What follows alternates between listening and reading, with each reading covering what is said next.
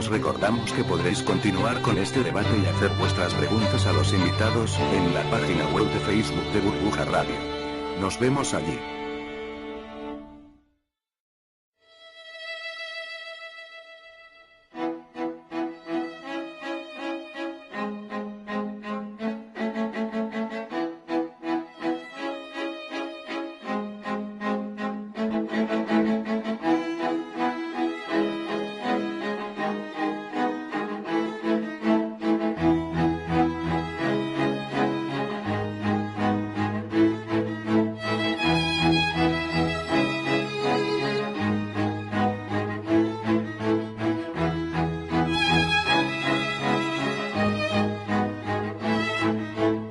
Están ustedes escuchando Economía Directa.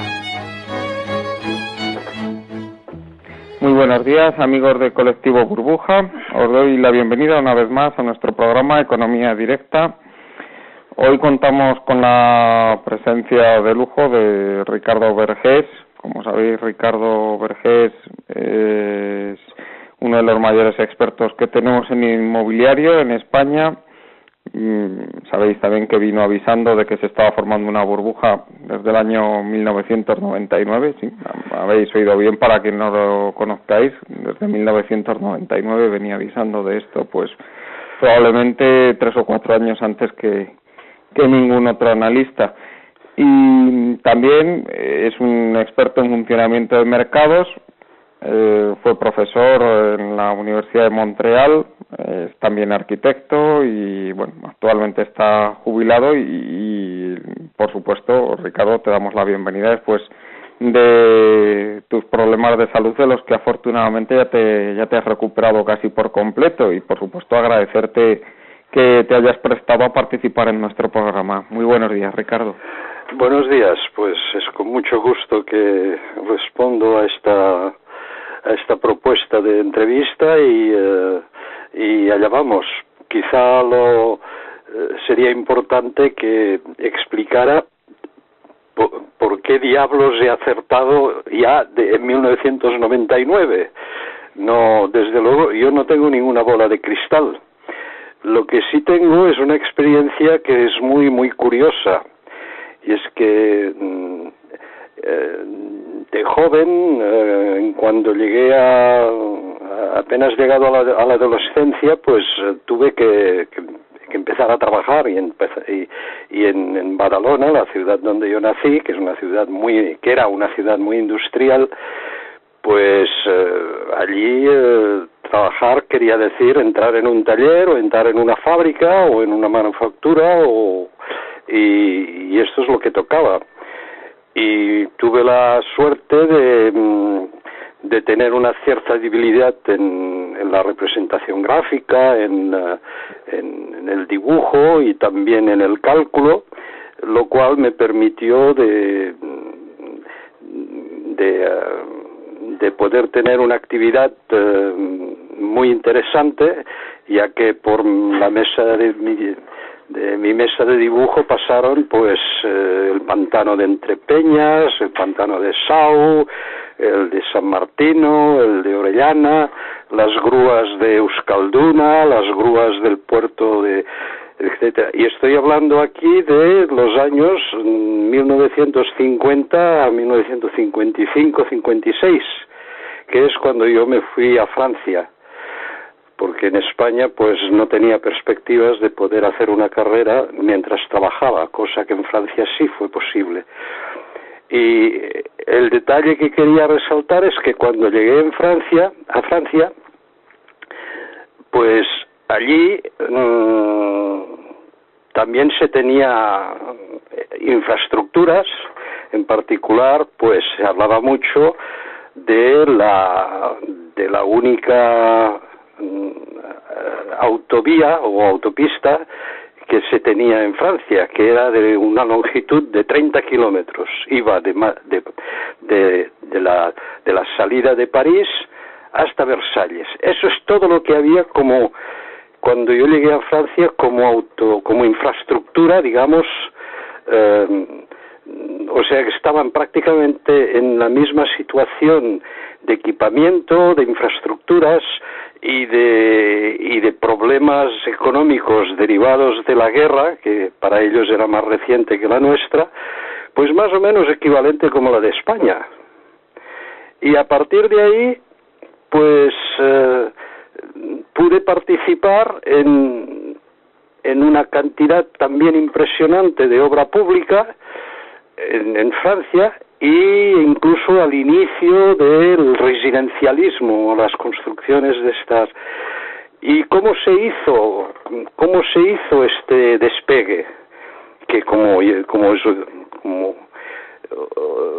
os he dicho hace un momento, pues es un despegue que era equivalente al que se había realizado en España bajo el franquismo, el más odioso franquismo que se pueda imaginar. Pues aquí también hubo un despegue. O sea, Europa despegó precisamente en aquellos años.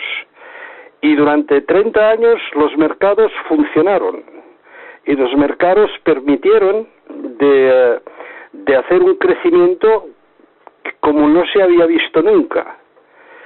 ¿Cómo es que esto fue posible en una situación que era mucho más desfavorable que la actual? Porque a muchos de del capital humano tenía el handicap de haber perdido mucho efectivo en las guerras, tanto la nuestra, la guerra civil, como en la Segunda Guerra Mundial en el caso de Francia. O sea que faltaba capital humano, faltaba capital físico. Ya os he dicho, Francia funcionaba con una red de ferrocarriles muy extensa, porque siempre ha sido lo suyo, pero el material ferroviario que circulaba por ahí en aquel momento era exactamente el mismo que el que teníamos en España. No sé si se acordarán de la locomotora de la electrificación en España, estas locomotoras verdes muy pesadas que tenían unas ventanas en forma de ojo de buey redondas. Bueno, pues yo trabajé cuando estaba en España para la grúa que tenía que manejar para el montaje de esta máquina de tren, esta locomotora. Lo mismo que se estaba haciendo en Francia, además con la misma marca, ¿no? Era Alstom, la famosa empresa rescatada del periodo de antes de la guerra. Y ahí aprendí que la economía es libre mercado regulado, es decir, que tiene que haber unas previsiones, tienen que haber unos números, tiene que haber unos dispositivos para captar las rentas y los recursos para poder realizar todo esto, y con el esfuerzo de todos no tiene por qué salir mal.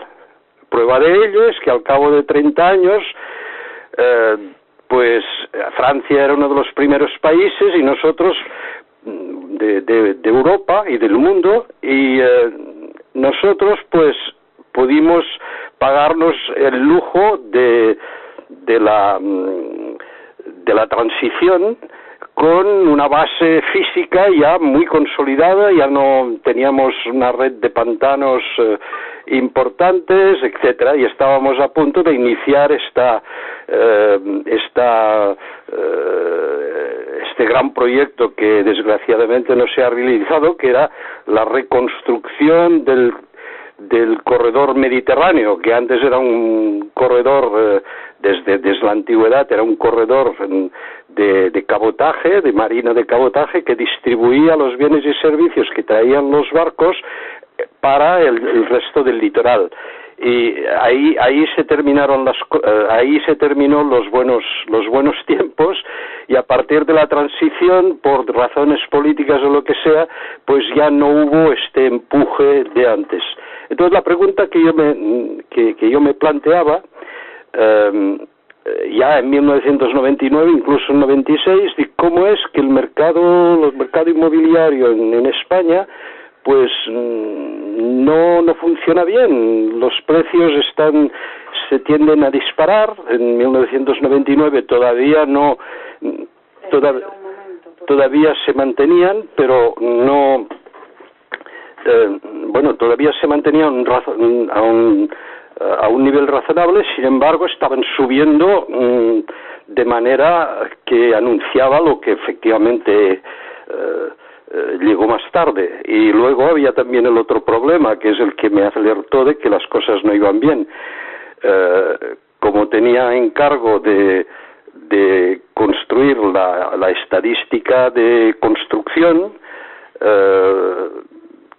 que era de rescatar la estadística de construcción, que era la más antigua estadística moderna de España en aquel momento, porque empezó en 1960, me di cuenta de que todo el dinero iba a vivienda, pero que la construcción no residencial, que es esencial en la formación de capital fijo productivo, pues se quedaba estancada, y todavía lo está. Entonces estos signos son los que yo captaba.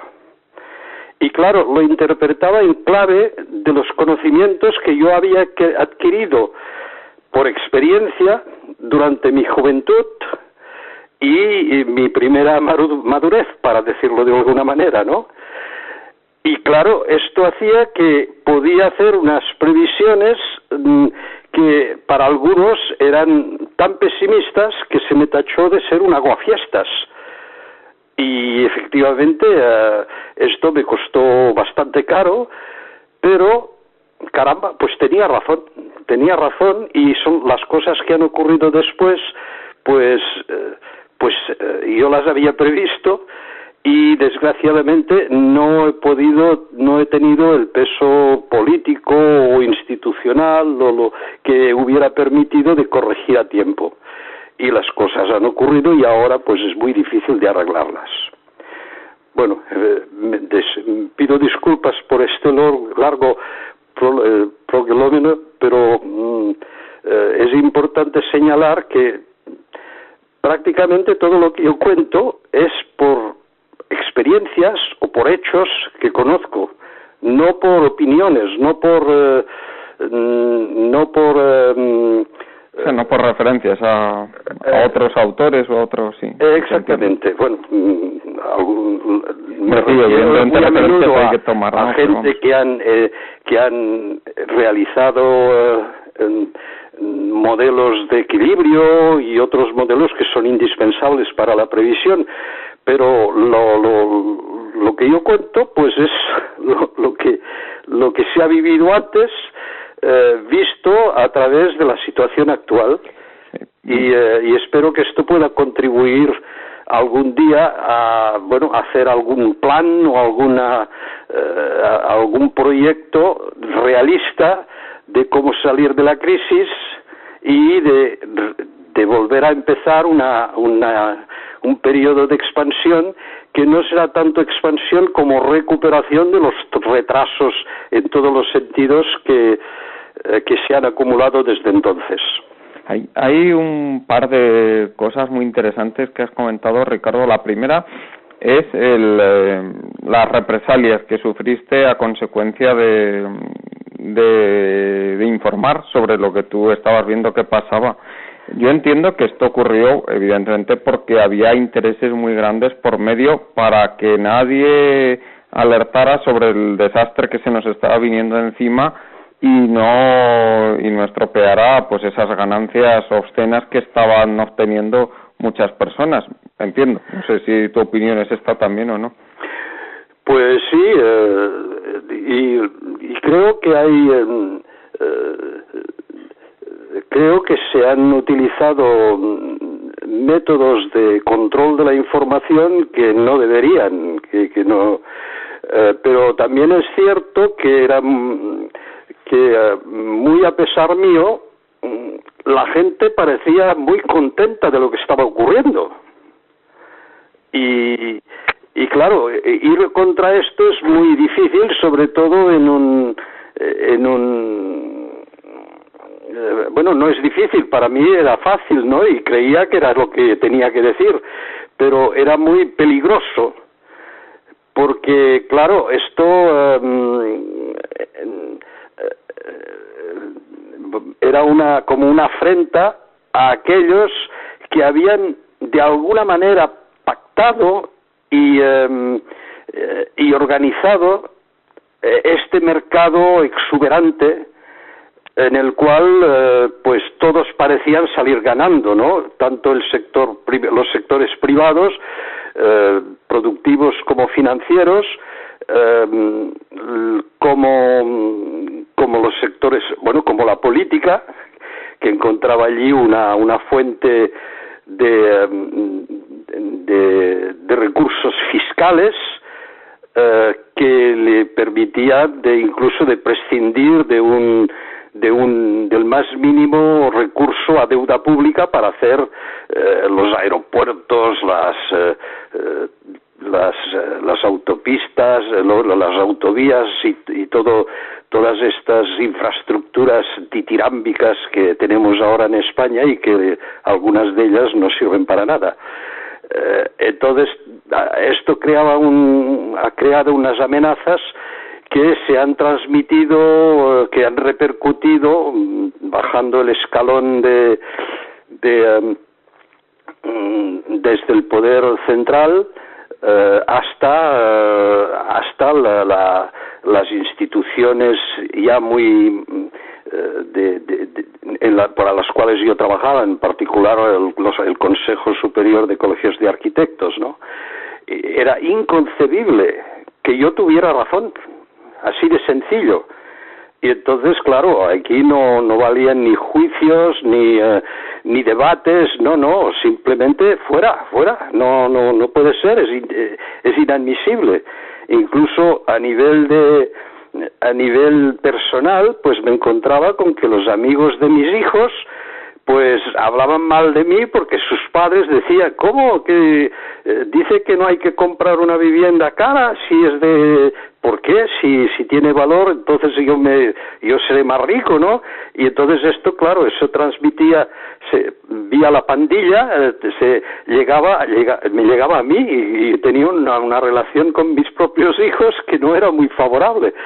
Y esto se revirtió completamente cuando los mismos padres se dieron cuenta de que, mira, el padre de Lucas o de Inés, que son mis dos hijos más jóvenes, pues tenía toda la razón del mundo. Y entonces cambió completamente el ambiente familiar. ¿Por qué? Porque mis propios hijos podían enorgullecerse de estas opiniones que yo podía tener, ¿no? Es muy curioso, lo que he vivido es digno de unas memorias sin ningún ánimo de venganza pero muy muy curioso.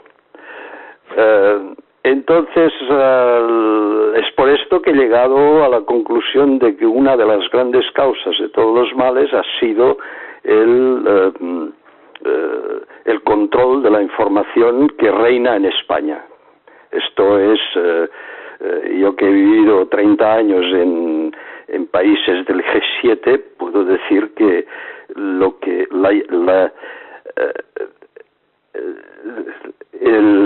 la incapacidad de poder expresar hechos reales, contrastados, que puedan ayudar a la sociedad, por parte de aquellos que han tenido la suerte de poder realizar esa experiencia e informarse debidamente de cómo las cosas deberían funcionar. Esto no lo he visto en ninguna otra parte.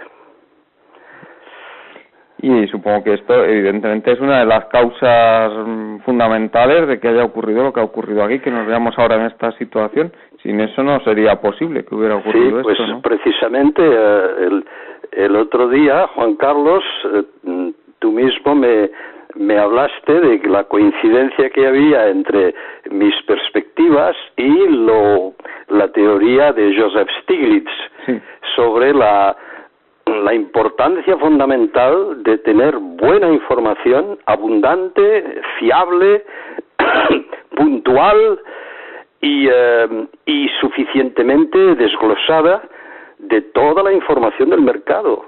Esto Stiglitz, mejor dicho, Akerlof, que era colega de Stiglitz cuando ambos eran profesores en el MIT, pues cuando empezaron a trabajar sobre este tema, a raíz de unos encargos de información, de unos encargos de compañías de seguros que vivían ya el problema de la información asimétrica. Es decir, que tenían que poner unos precios de seguros que no se correspondían con sus expectativas de ganancia, porque si no la gente no suscribiría en estos seguros. Y entonces la única forma que encontraron es no de falsear, pero de escoger entre las tablas de mortalidad, por ejemplo, aquellas que minimizaban el riesgo.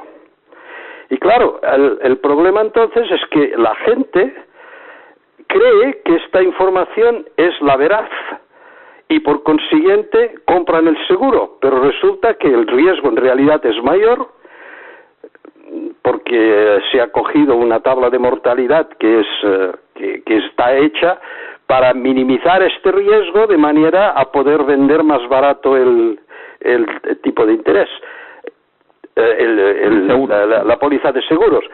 Pero el momento en que el siniestro ocurre, pues se encuentran desprotegidos, porque claro, las reaseguradoras no han asegurado a las compañías propias de seguros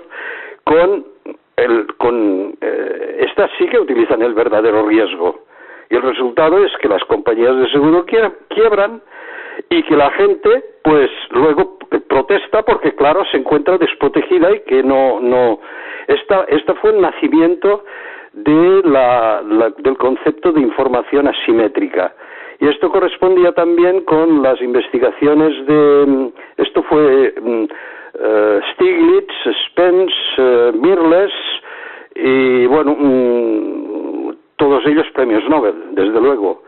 Y luego hay Akerlof que iba por otra vía y él decía que si la información mala es la que prevalece, entonces la producción también es mala. Y si es mala, entonces el Producto Interior Bruto va para atrás en lugar de ir para adelante. Entonces, con estos dos conceptos se acuñó esto de la información asimétrica. Yo descubrí esto, pues a lo largo del tiempo, pero le di por lo que yo he vivido, pues le di un carácter más político. Es decir, que no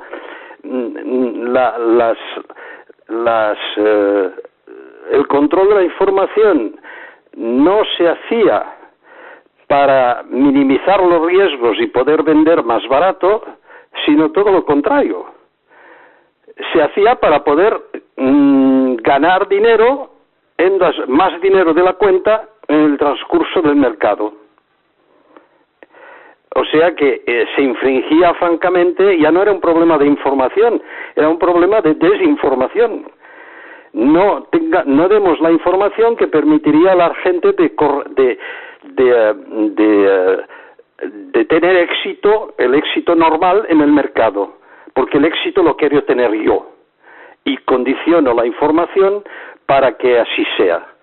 Y esto es lo que creó aquellos eslogans que todos los grandes banqueros y los grandes políticos de aquí pues hicieron suyos. Si las cosas valen más es porque somos más ricos. O bien, hay ciertas cosas cuyos precios no bajan nunca. En principio la vivienda. Entonces esto cayó como agua de mayo en la población en general y la sociedad dice, pues es el momento de comprar. Y así se crearon estas hipotecas insensatas y etcétera. O sea que yo creo que la información, el control de la información en España no está generado por el propio mercado, sino que hubo algunos pactos, algunas intenciones, algunas políticas que hicieron que esto fuera posible. Y creo que es en esto que nos distinguimos de los demás países. En otros términos, yo diría que en lo que es el mercado inmobiliario o mercados de servicios adyacentes, que son los que nos plantean grandes problemas, pues hay una diferencia entre los demás países, donde este descontrol ha sido generado por una cierta ingenuidad, por una cierta autodefensa, y podría pues decirse que es consecuencia del propio mercado, ¿no? Es un efecto nefasto del propio mercado. Una falta de regulación, podríamos decir, ¿no? Exactamente, que se desregula solo. En cambio nosotros lo hemos desregulado de forma intencional. Esto es lo que yo pretendo, y lo sé porque he estado en el centro del ojo del huracán, pero claro, yo no puedo ir a un juez y decirle, bueno, pues juzgue esto, porque el hombre no sabría por dónde cogerlo el tema. Las leyes no están hechas para este tipo de cosas, etcétera. Y además, yo no creo demasiado en... la justicia es necesaria y puede ser una excelente cosa para asegurar la convivencia, pero para resolver los grandes problemas no creo que sea un instrumento muy grande.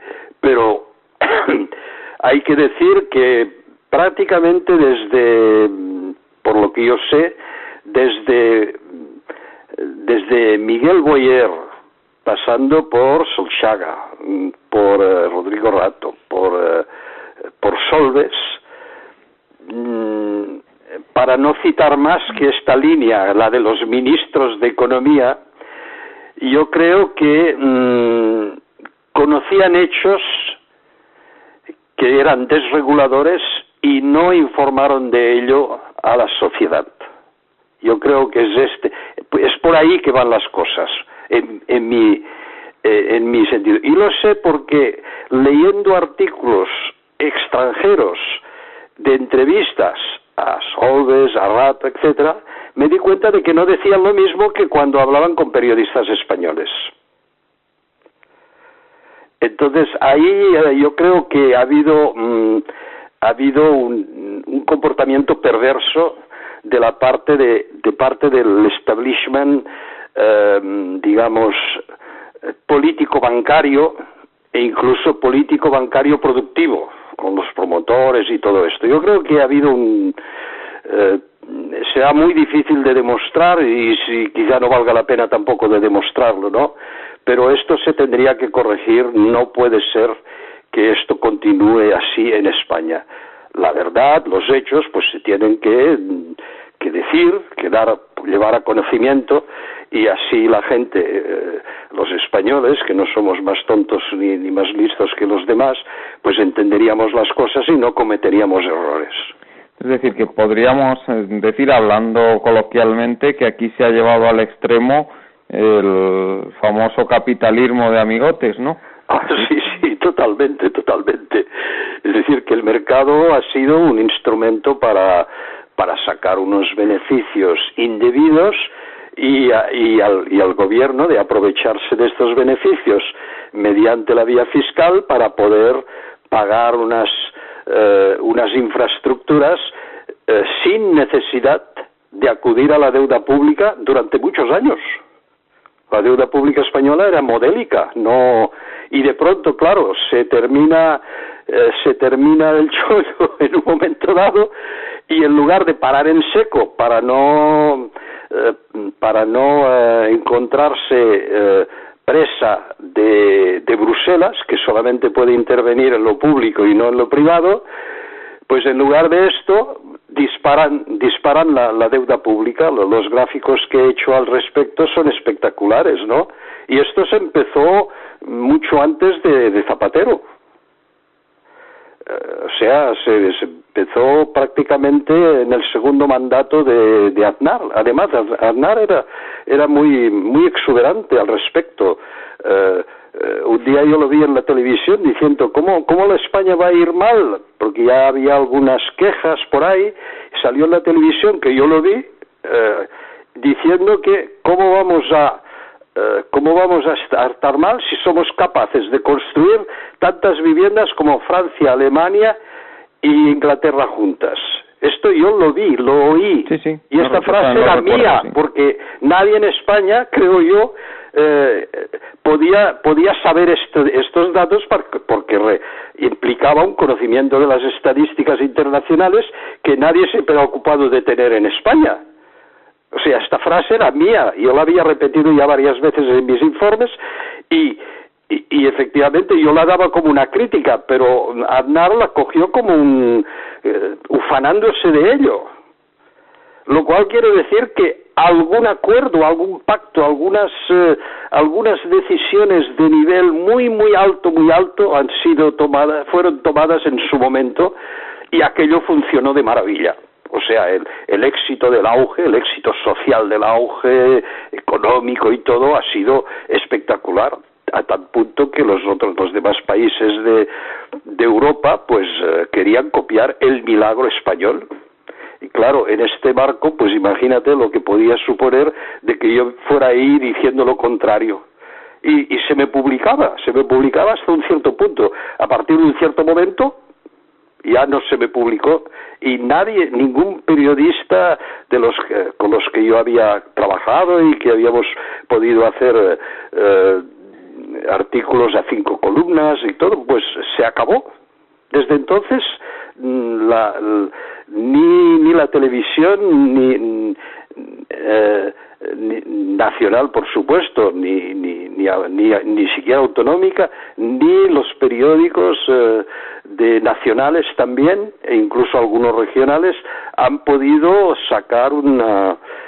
Ahora, a partir del momento en que las cosas caen, ya todos los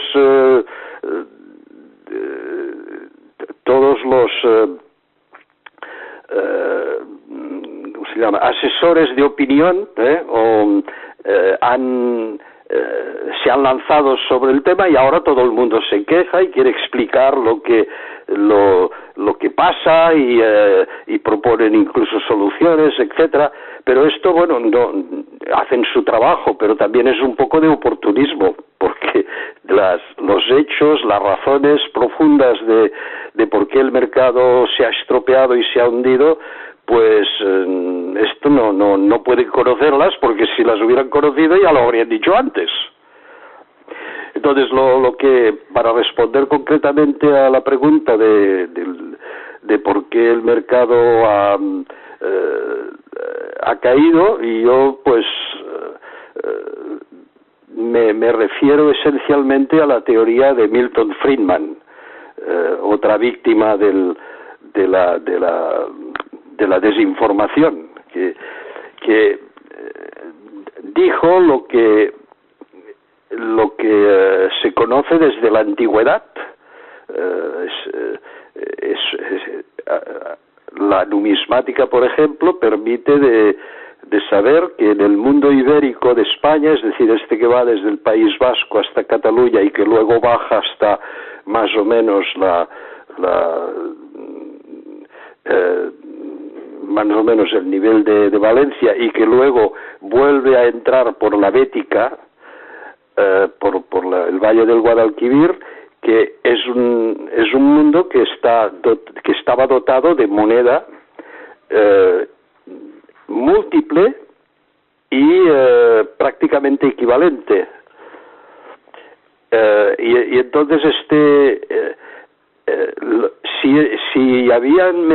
el mercado ibérico era muy potente, porque era capaz de abastecer no solamente a la meseta, sino también a los propios mercaderes que venían vía marítima para vender sus productos en Hispania, la antigua Hispania, que era esencialmente litoral.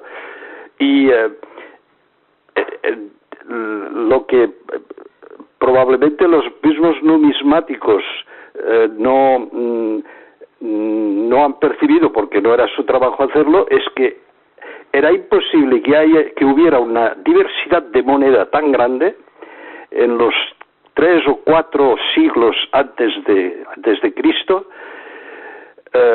y que todo aquello funcionara maravillosamente bien. ¿Por qué? Pues porque la cantidad de moneda en circulación se correspondía casi exactamente con los bienes y servicios objeto de las transacciones. Es decir, que había la cantidad, se hacía moneda cuando era necesaria, pero cuando no, pues cuando no es que no hacía falta.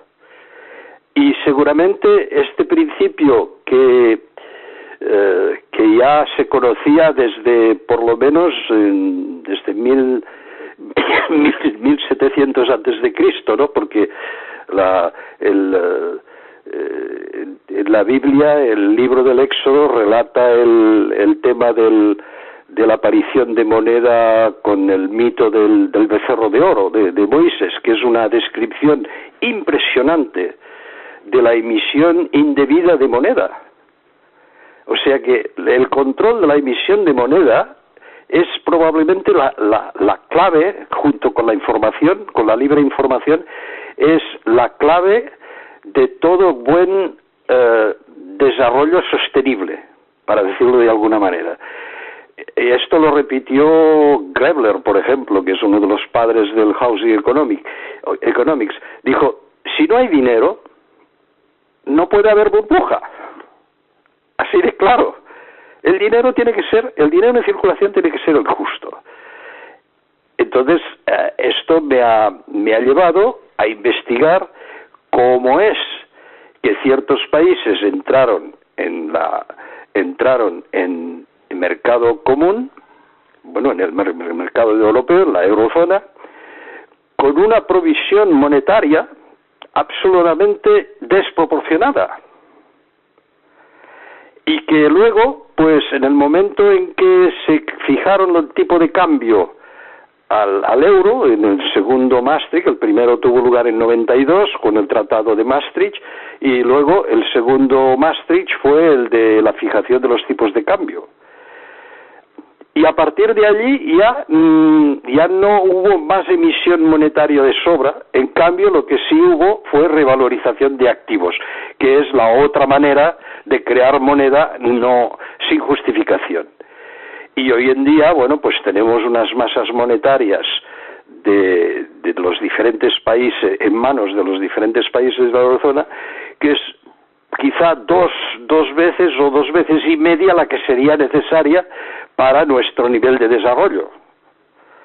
Y claro, este dinero lo debemos.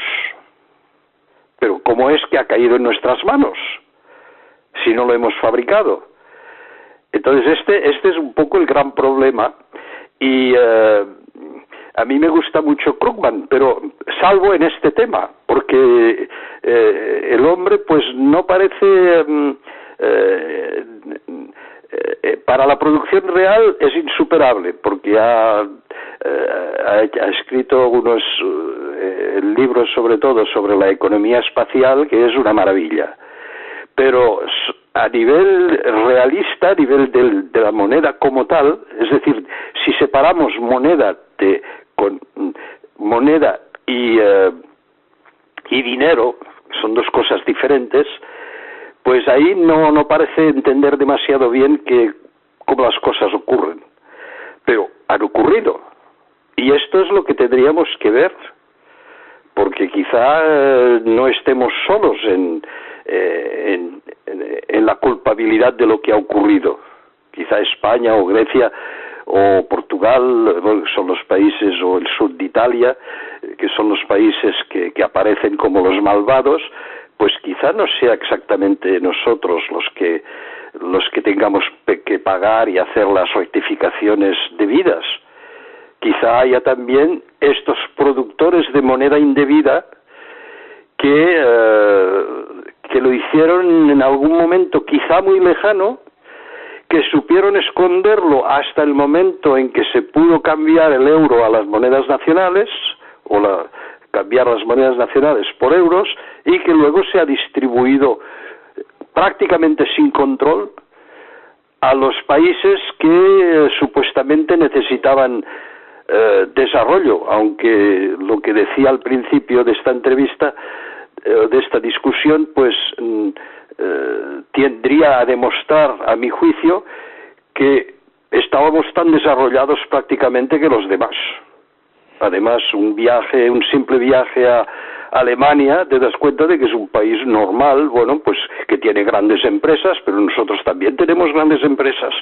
Quiero decir que no se ve ni por asomo esta imagen de potencia, de superpotencia conseguida gracias al trabajo y al tesón de los alemanes. No, pero es un país pues normal, con sus problemas, tiene poco AVE, nosotros tenemos más que ellos, bueno, en fin, todas estas cosas que son unos tópicos que permiten a algunos de hacernos tragar la píldora. Y yo trabajo en este sentido, ¿y cuáles son los hechos?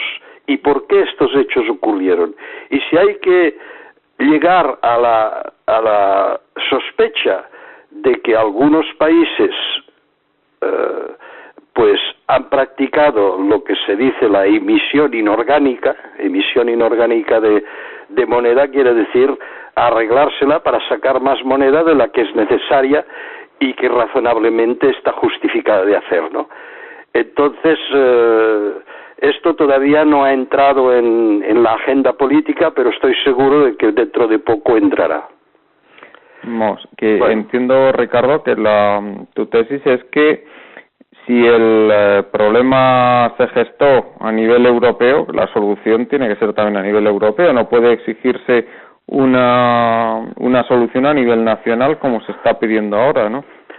Sí, tanto más que lo que se exige de España y que Rajoy cayó en la trampa los primeros meses de su mandato, fue que lo que nos piden es hacernos harakiri. Así de sencillo. Pero claro, es que si lo hacen tampoco cobrarán. Si nosotros nos hacemos harakiri como se está haciendo, echando cada trimestre echamos 500.000 más de parados por ahí, pues esto acabará con nosotros. Y claro, los acreedores que están por ahí, pues no cobrarán. No se puede pedir a la gente de pagar una cosa que no pueden pagar, a menos de esclavizarlos o de eliminarlos para hacerse con sus bienes o cosas de este tipo, que ya no, por suerte ya no se pueden hacer hoy en día. Antes sí que se hacían, pero ahora no. Entonces yo creo que razonablemente Europa tendría que examinar muy de cerca la historia, por lo menos desde 1990 prácticamente. La historia monetaria, hay estadísticas, la gente no las consulta, son difíciles de consultar, además hay rupturas de serie, en fin, no es fácil, pero se ve claramente que alguien ha pecado ahí y que este dinero no ha entrado en juego, se ha quedado como reserva durante años. No ha actuado. ¿Por qué? Porque si hubiera actuado en el propio país, pues hubiera habido un boom económico, hubiera habido un boom de inflación, pero nada de esto ha ocurrido. Sí, o formación de burbujas que tampoco ocurrieron, ¿no? O sea, exactamente. Es más, por ejemplo, Alemania hizo una burbuja de construcción menor que la nuestra, mucho menor, pero en fin, muy clara, primero para recuperar el retraso en el que de la Alemania del Este, y segundo para construir, para poder alojar a los que quisieron dejar el este para ir al oeste. Y bueno, pues bien, el volumen de hipotecas para financiar esto prácticamente quedó el mismo que antes o que después. O sea que tenían los recursos para no modificar sustancialmente el Producto Interior Bruto o la inflación o los precios. O sea, ni las cantidades ni los precios fueron alterados por esto, por este fenómeno. Quiere decir que su economía no necesitaba en absoluto nuevo dinero. Si se las arreglaban con el mismo, pues quiere decir que estaban bastante sólidos y que no hacía falta. Entonces, ¿dónde colocaron este dinero mientras estaban esperando el cambio del euro?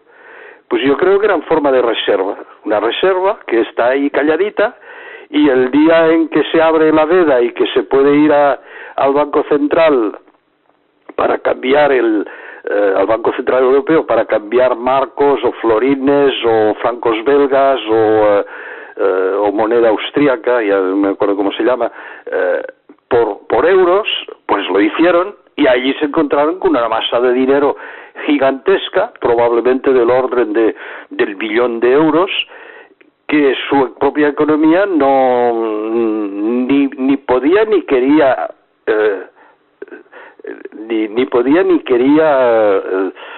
utilizar. Entonces, ¿qué hicieron? Pues ofrecieron este dinero a los 4 países del sur más Irlanda, con un desparpajo y con un poco, ¿cómo decir?, sin ánimo de ningún control. ¿Queréis dinero? Aquí lo tenéis. Y nosotros, bueno, pues nos hemos abalanzado sobre este dinero y nos hemos pasado. Y ahora pues tenemos ahí unos stocks de cosas a medio terminar, que no se pueden terminar, que no se pueden, algunas apenas unos solares, una cantidad de solares de un precio elevadísimo que no se construirán jamás, no en los años venideros, jamás, imposible, no tiene sentido. ¿Y qué hacemos con ello? Y claro, ahora nos reclaman este dinero. Yo digo, bueno, pues si es un problema de que los préstamos que hemos recibido estaban hechos con dinero malo.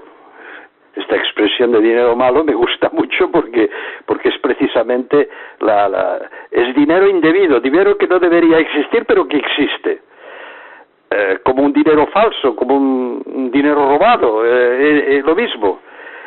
Y claro, si estos préstamos son de dinero malo, ahora nos pide a los españoles, a los italianos del sur, a todos estos que se han querido aprovechar pensando que eran más ricos, ahora se les piden de pagarlo con dinero bueno, de devolverlo con dinero bueno. Y esto yo creo que no, primero, que no va a ser posible, y segundo, que es profundamente injusto. Y bueno, creo que es en este sentido que se tendría que trabajar también para ver qué parte de la deuda debemos en toda justicia devolver. Hay una parte que sí, que seguramente nos ha sido prestado y que provenía del ahorro de los hogares o de las industrias de estos países, de los países del norte, y esta sí que se tiene que devolver de alguna manera. Pero la otra, la que se obtuvo de manera facilona y de escondidas, pues esto no sé, por lo menos es discutible, ¿no? Digo yo. Sí, porque lo que se vio también durante toda la época del euro, no ya antes, que el tema yo lo conozco menos, pero evidentemente lo conozco a través de ti, sé que eso sucedió así, pero después de la entrada en vigor del euro también se vieron unos crecimientos en la masa monetaria, en la emisión de moneda tremendos, muy por encima de lo que era el crecimiento del PIB nominal en aquella época. Sí, efectivamente.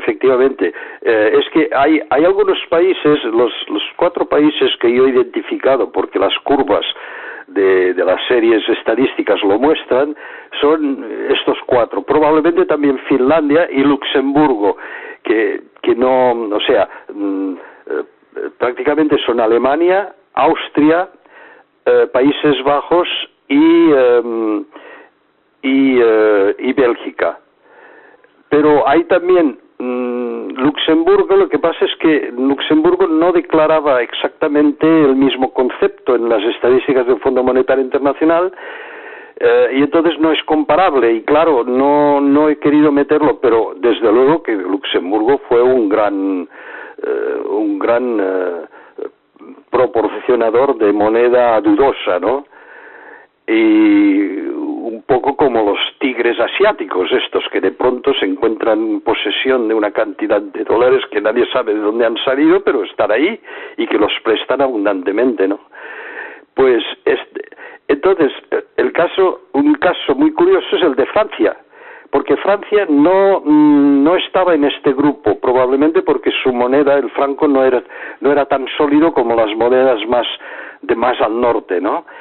Pero en cambio, en los últimos tramos poco antes del derrumbe de la economía, pues sí que habían practicado si no la emisión inorgánica, pues sí la revalorización de activos, pero de forma muy fuerte. Y si ellos lo hicieron, pues los otros países también, nosotros mismos lo hemos hecho, después del euro. Y esto también ha contribuido a mantener, o sea que Juan Carlos, tienes toda la razón de decir que efectivamente desde la entrada del euro, la entrada en vigor del euro, también ha habido un pico ahí que ya no es atribuible al comportamiento de los 4 países primeros, alrededor de Alemania, sino que es otro crecimiento de la masa monetaria sui generis, en la cual nosotros también hemos participado, y Francia también, incluso Alemania, Italia, por lo menos la Italia del norte, creo que también han cometido este tipo de tropelías. Y entonces, ahora mismo, en el momento que estamos, ya se está viendo un cierto cambio de discurso, no se sabe muy bien las razones profundas que están llevando a ello, que tal vez sea la previsible victoria de Hollande en Francia, que nos están diciendo que van a tener ya políticas que van a fomentar más el crecimiento que la austeridad, como se estaba diciendo hasta ahora. Pues sí, yo creo que no es porque la política lo ve claro, sino porque todo esto está gobernado por los lobbies en los cuales, alrededor de los políticos europeos o nacionales, y que se están dando cuenta de que si continúan así perderán su puesto de trabajo. Que esto solo lleva a la desintegración europea, al fin y a la postre. Y finalmente, bueno, pues o sea que lo que la gente está diciendo, si continuáis así, ya no queremos veros. Y claro, esto es muy fuerte, porque también toda esta gente, bueno, pues la mayoría son de buena fe y tienen familias y todo, y dice, bueno, hago como Rajoy, dice, bueno, pues yo hago lo que tengo, lo que creo que tengo que hacer, porque me lo han dicho que es así como. Pero claro, se da cuenta de golpe que si hubiera unas elecciones hoy quizá ya no saldría elegido. Entonces, pues esto hace reflexionar mucho, ¿no? Yo creo que los cambios políticos siempre son muy oportunistas, ¿no? Y los políticos, como los economistas, no son gente que trabaja por el bien del país, trabajan para mantener su carrera profesional, y bueno, y es normal que así sea, pero yo no creo que el cambio que hay ahora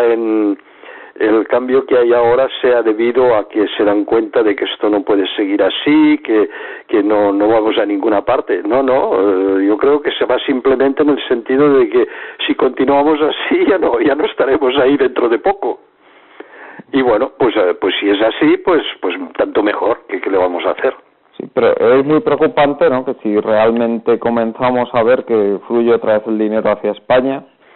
Estamos viendo que ahora mismo hay unas restricciones en la moneda tremendas, estamos viendo caídas en la masa monetaria continuadas en España y bueno, evidentemente eso se traduce. Pues claro,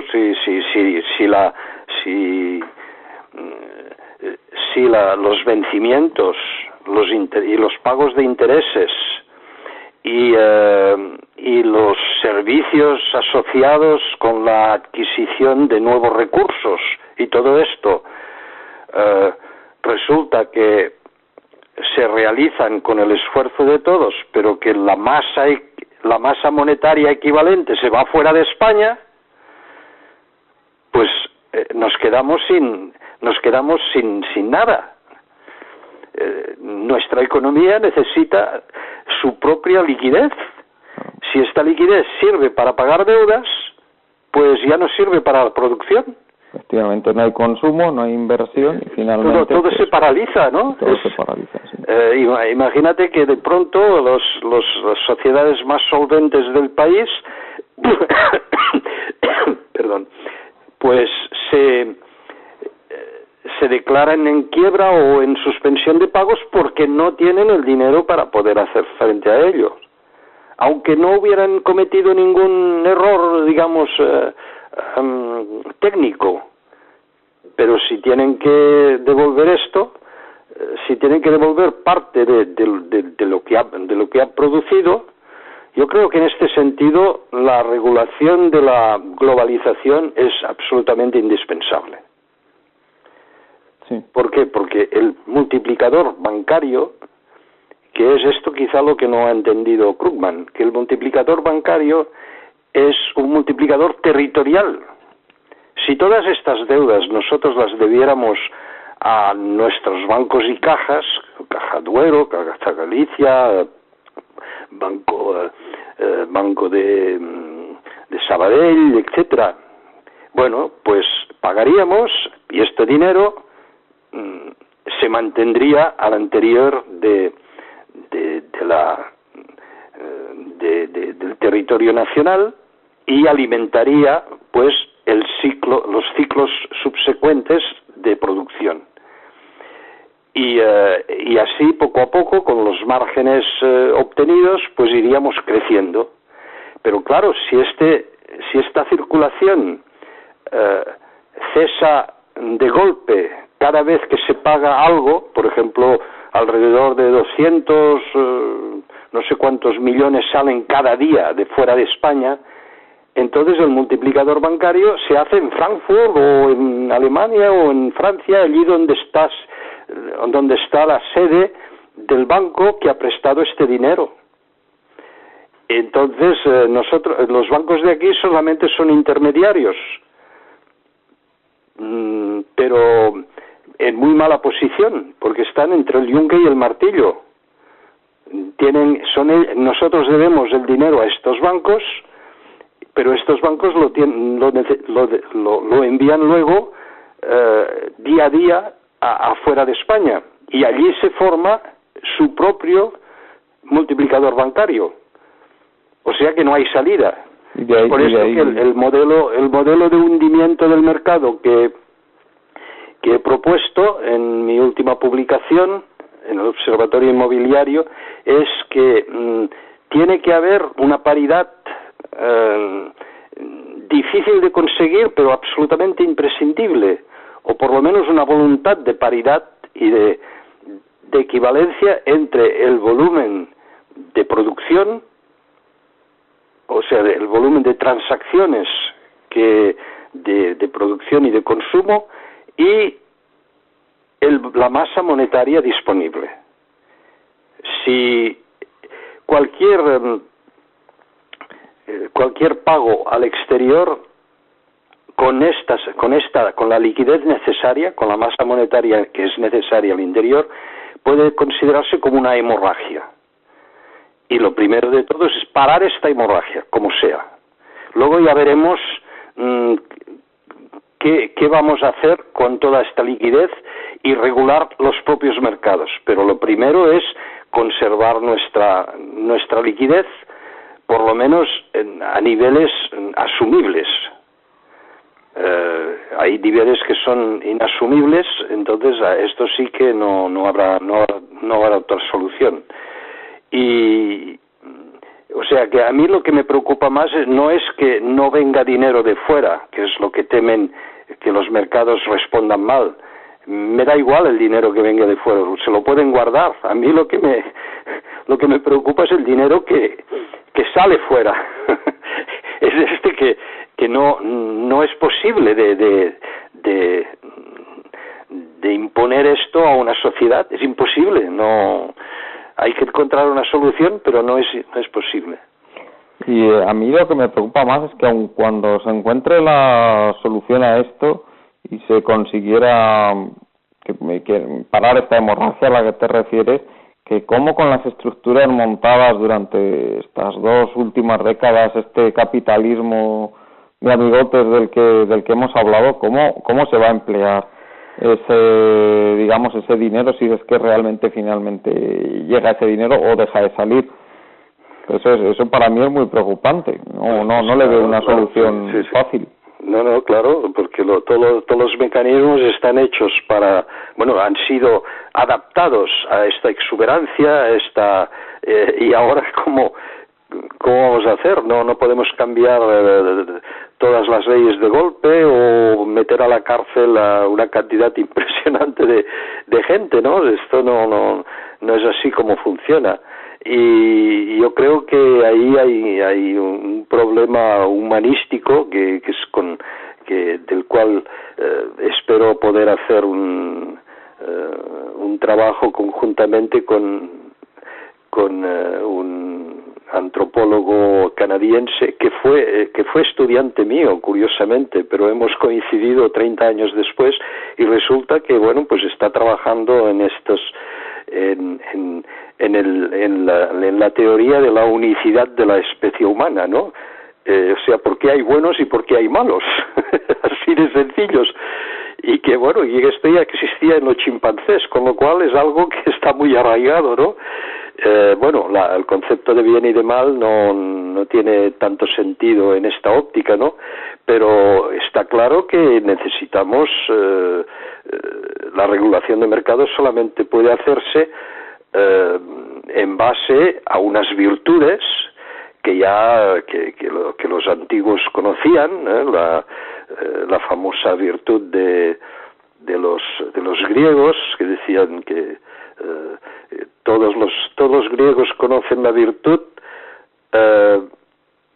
pero solo los espartacos la practican, ¿no? Sí.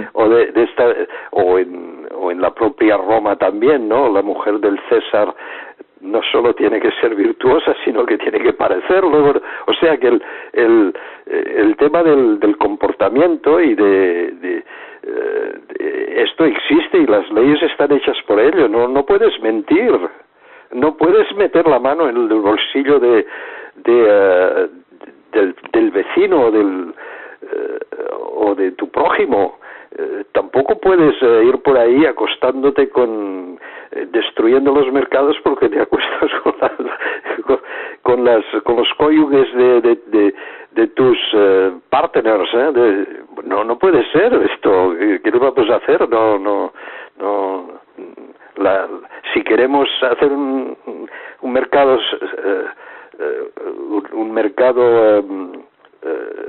justo y un mercado más equitativo y más agradable y más, pues tenemos que cumplir con esta gente. Pero ¿qué pasa entonces si todas estas personas que han hecho que las cosas vayan así, infringiendo estas leyes naturales, pues ¿qué vamos a hacer si son más hábiles que los otros para alcanzar el poder? Sí. O sea que las instituciones están organizadas de manera que es esta gente la que alcanza el poder, podríamos decir, ¿no? Sí, algo así. Y claro, y sus razones tienen, porque esto está en su cerebro. Y esto ya son palabras mayores, porque el tema del comportamiento social es muy, muy peliagudo, ¿no?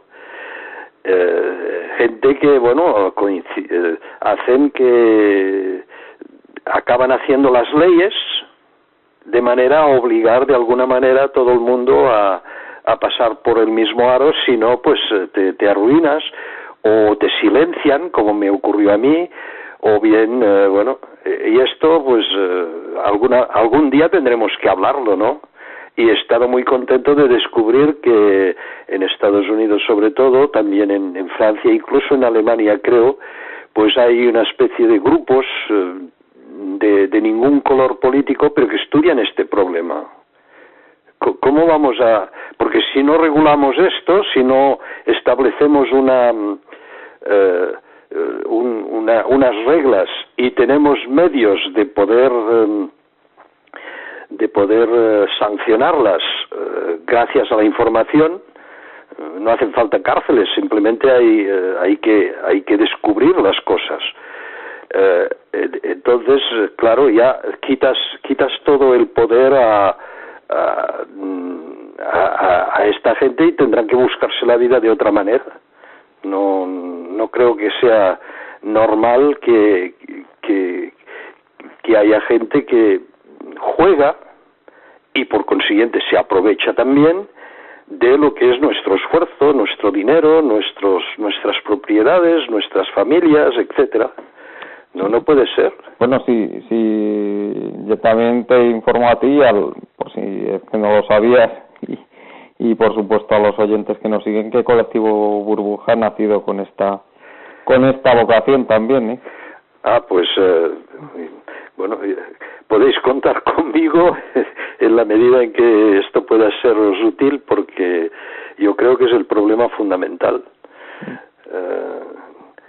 No se puede, la sociedad ya no está dispuesta a tolerar que simplemente porque alguien tiene un cargo, por ejemplo en el poder judicial o bien en el poder constitucional, como la realeza o la consecución o las listas políticas para las elecciones, que alguien se aproveche de estas estructuras para poder hacer pasar comportamientos que en realidad son delictivos, pero que de muy difícil aplicación, porque la menor cosa pues requiere un esfuerzo de aclaración que la justicia no tiene, y bueno, y así estamos, ¿no? Y no parece que esto está relacionado. También hay una disciplina que tiene mucho futuro, que es la psiquiatría, porque claro, estos comportamientos en realidad están tipificados.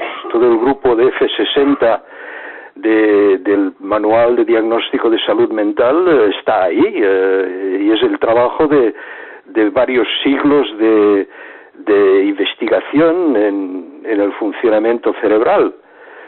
O sea que estamos dirigidos por gente que tienen taras, que tienen problemas. Estamos en manos de psicópatas. Sí, la psicopatía en el sentido amplio del término. Sí, por supuesto, ¿no? Amplio, no hablando de... Y los tenemos en todas partes, en nuestras familias, de nuestro entorno de trabajo, en nuestro... etcétera, y bueno, y tenemos que convivir con ellos porque también tienen sus derechos, pero de ahí a regalarles el poder, esto me parece muy fuerte, ¿no? Sí. O sea que tendremos que encontrar maneras de que cada cual pues pueda ejercer sus responsabilidades y sin tener que dedicar demasiado esfuerzo a luchar contra gente que no debería estar allí. Luego también ya más o menos hemos cumplido con el tiempo que teníamos previsto para la entrevista, pero sí que me gustaría emplazarte para otro día para profundizar un poco en todo este tema del que estamos hablando, porque realmente está todo organizado de manera que se ha dado paso a que este tipo de personas estén en el poder. Y luego también me gustaría analizar para otro día contigo el por qué están surgiendo estas propuestas radicales para modificar la situación que estamos viendo. Por un lado se ve a esta gente que dice que hay que volver a una especie de laissez-faire tipo siglo XVIII sin ningún tipo de regulación, y en el otro extremo gente que dice que con mensajes anticapitalistas en que hay que acabar con el mercado porque el mercado es el culpable de todo lo que ha pasado. Yo creo que esto nos daría ampliamente para un nuevo programa, si te parece a ti. Pues sí, esto creo que es muy importante porque claro, el problema es que cuando los mercados para los comportamientos, digamos, que se puede llamar antagonistas, está ya saturado, pues los antagonistas sobrantes pues se colocan en el mercado oponente. ¿Entiendes? Sí, explícalo un poquito más. Si una persona tiene, lo vimos con el mes de mayo de 68 en Francia, ¿no? Sí. Que bueno, la gente, los jóvenes que enarbolaron las banderas en función de la justicia, la equidad, la convivencia y todo esto, apenas se acabó el movimiento, pues se encontraron todos colocados en las estructuras que ellos mismos habían combatido. ¿Por qué? Porque tenían las habilidades para poder penetrar en los círculos de poder. Como no podían entrar, pues entonces protestaron, pero en el momento en que ganaron, en que perdieron y que ya no podían, entonces fueron recuperados por el propio sistema. Y yo, bueno, tengo un par de anécdotas muy sabrosas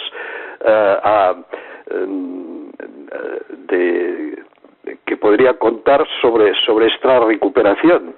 O sea que de antagonistas tenemos de sobras, y es muy difícil de hacerles de cambiar su comportamiento para que se conviertan en, bueno, toda persona tiene tendencia a dos cosas, ¿no? O bien a ser sinérgico, es decir, a contribuir a un esfuerzo común de manera que el resultado sea superior a la suma de los esfuerzos.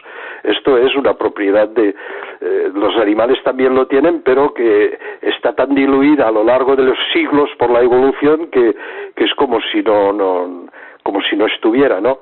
En cambio, el ser humano es capaz de activarlo muy fuerte, pero al mismo tiempo hay también esta tendencia que todos tenemos, pero aunque generalmente con menos intensidad, de la búsqueda de alguien que haga el esfuerzo por ti y de poder, pues, tener una ganancia superior, pero claro, todo esto tiene un coste social. Entonces, estas dos características tienen sus propios mercados, y cuando en un mercado no funciona, pues se van al otro. Y es esto que creo que en Europa hemos echado por la borda, pues prácticamente toda la historia filosófica acumulada en Alemania, en Francia, en España, durante siglos, la hemos echado por la borda. Y claro, entonces es muy fácil de decir, no, el sistema capitalista, bueno, pero ¿qué es el capital? Empecemos por el capital. ¿Qué es el capital? Porque no hay un capital, hay varios capitales. Incluso hay las capitales, como decía hace poco César Molinas, el capitalismo castizo, que se refería a la capital de Madrid. Efectivamente, estos temas son muy complicados, pero hay que abordarlos porque si no nos encontraremos, no podremos salir de los problemas en los que nos hemos metido. Y me gustaría mucho poder hablar con vosotros de esto y avanzar un poco.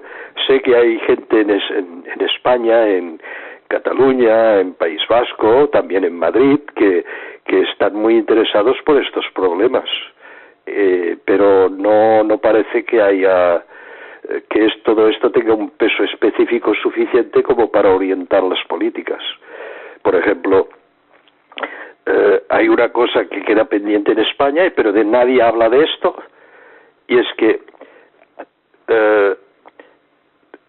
los españoles de origen, es decir, aquellos que vivíamos hace 10 años en España ya, pues con nuestra propia tasa de mortalidad, dentro de 50 años seremos, calculé, hice el cálculo, alrededor de 15 millones, porque los demás habrán muerto. Y nuestros propios hijos, de estos españoles que estábamos ahí, que podríamos decir de origen, aunque seamos la mezcla de muchas cosas, pero vamos, cogiendo como punto de partida, pues, y entonces resulta que, por ejemplo, la demografía de la crisis, del auge y de la crisis, no se ha hecho en España. No hay ningún demógrafo que trabaje en esto, de describir la demografía durante este periodo y los efectos que este periodo ha podido tener sobre la demografía y viceversa. Entonces, claro, si no estudiamos este aspecto, por ejemplo, y hay otros muchos más, pues no podremos saber qué hacer. Pero vamos, tenemos tiempo por delante porque creo que la resolución tenemos que llegar a un régimen de problema que no sea tan acuciante como ahora, pero el problema lo tendremos mucho tiempo. Sí, lo que sí que me gustaría comentarte también es que la situación esta a la que te has referido, que los grupos de personas, las personas preocupadas por toda esta problemática, no tienen peso suficiente como para influir en la situación política. Yo creo que eso está cambiando rápidamente, y es muy probable que de aquí a muy poco tiempo nos llevemos una gran sorpresa y veamos que esa influencia sí que realmente sí existe. Bueno, yo creo que se veía venir, pero todavía no. Todavía no, porque entre, por ejemplo, el peso que pueden tener los que publican en Internet y luego el peso que tienen la prensa nacional y la televisión, está separada unos de otros por una especie de membrana que es equivalente a la del agua y el aceite. Si eres agua no pasas al aceite, no te hagas ilusiones, y viceversa. Bueno, sí, viceversa sí se puede hacer, pero no tiene ningún interés. Y claro, mientras esto dura, que esto no ha durado tanto en otros países, sobre todo en Estados Unidos, donde, bueno, lo primero que hace un político por la mañana es consultar Internet a ver qué ha salido, ¿no? Aquí no parece como si Internet no existiera. Para el establishment parece como si no existiera, ¿eh? Efectivamente. Entonces, claro,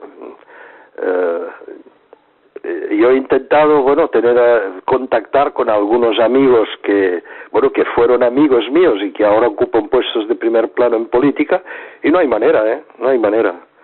Sí. Hay muy pocos autores, efectivamente, que destaquen en ambos ámbitos, eso es así.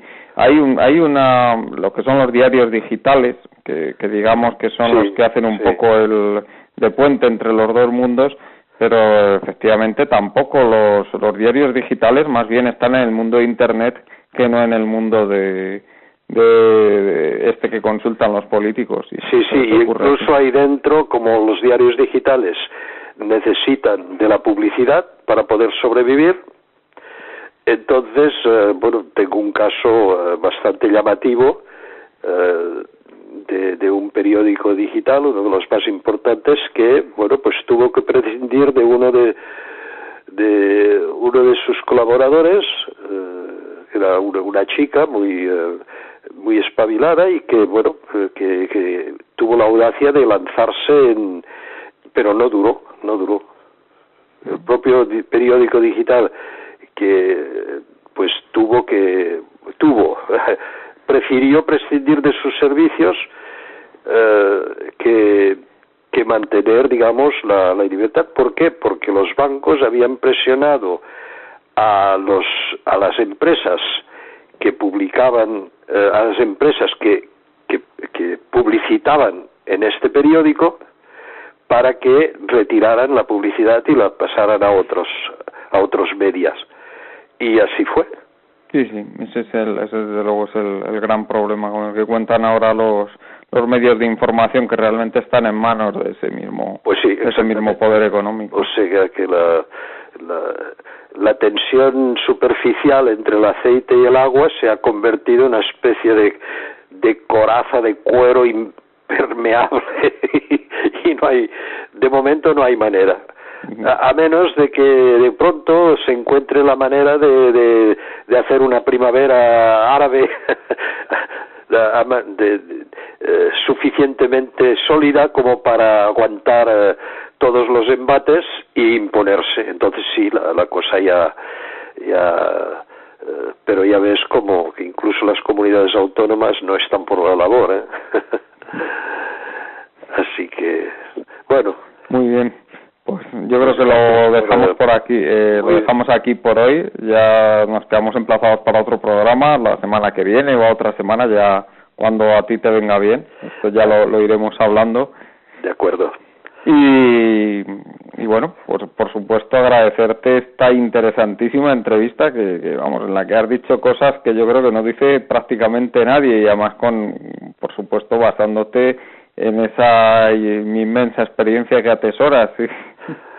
Sí, bueno, este quizás es el problema, que para poder encontrar solución a un problema hay primero que haber visto el problema y trabajado sobre él. Pero claro, esto casi nadie lo ha hecho porque no había problema. Entonces, mucha gente muy valiosa, por cierto, bueno, no todos, pero muy valiosa, pues han subido al tren en marcha cuando ya iba a descarrilar. Pero claro, como al no tener los conocimientos del problema desde el principio, pues ya no, esto les invalida para encontrar soluciones.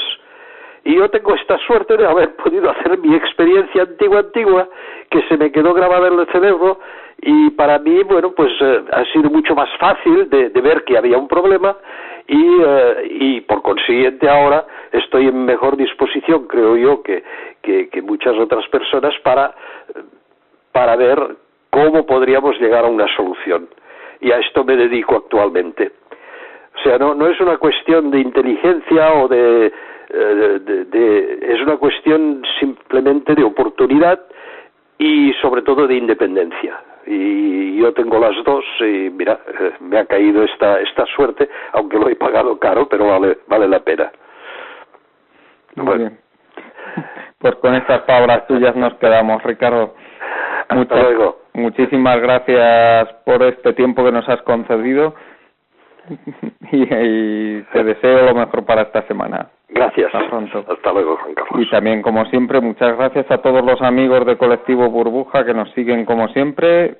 Os recuerdo que podéis continuar con nuestros programas en www.colectivoburbuja.org y en nuestros grupos de Facebook. Hasta pronto. Hasta pronto.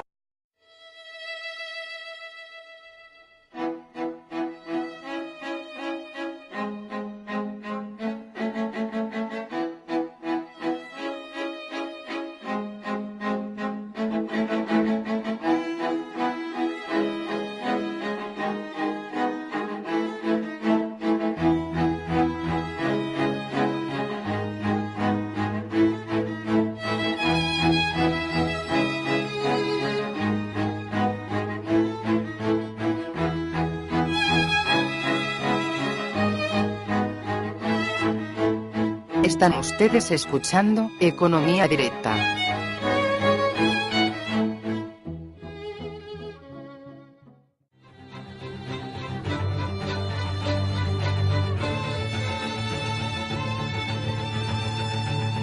Os recordamos que podréis continuar con este debate y hacer vuestras preguntas a los invitados en la página web de Facebook de Burbuja Radio. Nos vemos allí.